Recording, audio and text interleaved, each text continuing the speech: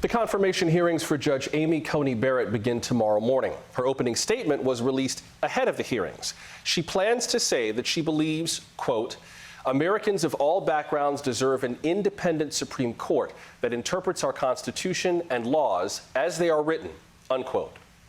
Republican senators are focused on getting this confirmation done. The goal is to get Judge Barrett, possibly Justice Barrett, on the Supreme Court before Election Day.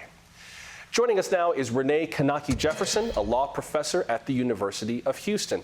She's also the author of Shortlisted, Women in the Shadows of the Supreme Court. Professor Jefferson, welcome back to the program.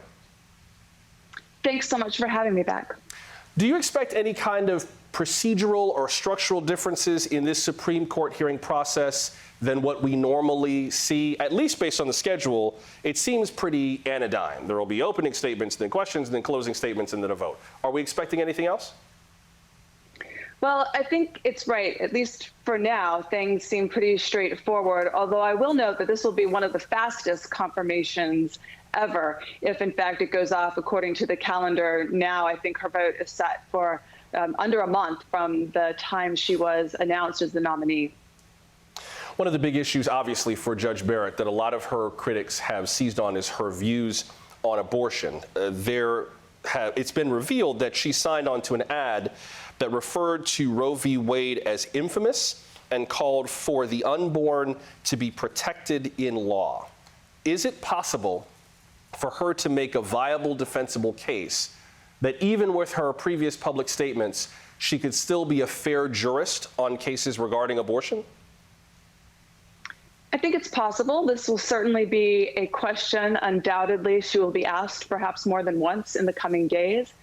But other justices have made statements either in their academic writing or giving speeches to various organizations, both before they went onto the Supreme Court and even on the court. And so I don't think that this in and of itself is anything that's going to keep her from being confirmed.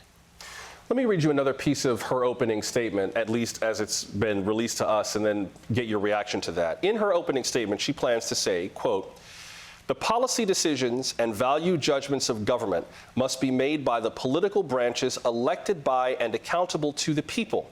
The public should not expect courts to do so, and courts should not try, unquote. What do you make of that? Well, it's certainly true that elected branches of government make policy decisions, but the reality is courts often do as well. For example, the right to privacy. You could search the Constitution and you're not going to find the language that says right to privacy. But in fact, the Supreme Court has determined that it is guaranteed by the Constitution. Similarly, think about a case like Brown v. Board of Education.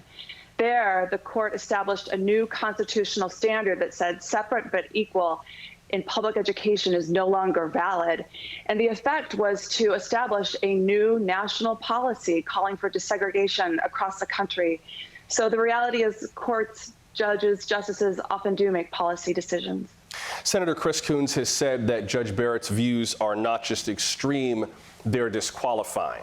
This has been an issue in the last few weeks, particularly in light of what Senator Dianne Feinstein of California said to Judge Barrett in a 2017 hearing when she was confirmed to a federal court and said that the dogma was strong with her.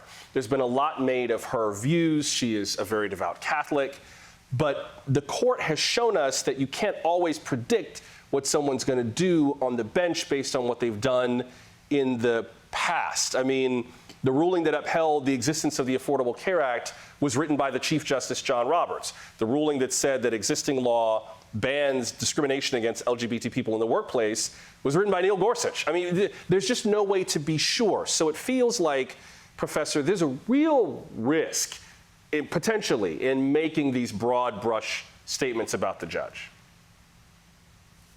Well, I think that's right. And she herself said when she went through confirmation hearings for her seat on the Seventh Circuit Federal Court of Appeals, that whatever her personal viewpoints might be, that they would not have a place in the way that she would decide cases. Of course, only time will tell, but you are absolutely right that presidents often expect justices to decide cases in a particular way, and they end up surprising us. It's one of those stressful things, I guess, for people who want to appoint people to the Supreme Court politically is you can make the best choice that you think you're going to make, but once you release them to the Supreme Court, they're out of your hands and you kind of just have to cross your fingers. Law professor Renee Knake. And they're there for life, so. Exactly, which is part of why that position is insulated in that way, at least theoretically. Law professor Renee Knake Jefferson of the University of Houston. Professor, thanks very much. Thanks for having me. Medical workers are on the front lines of the coronavirus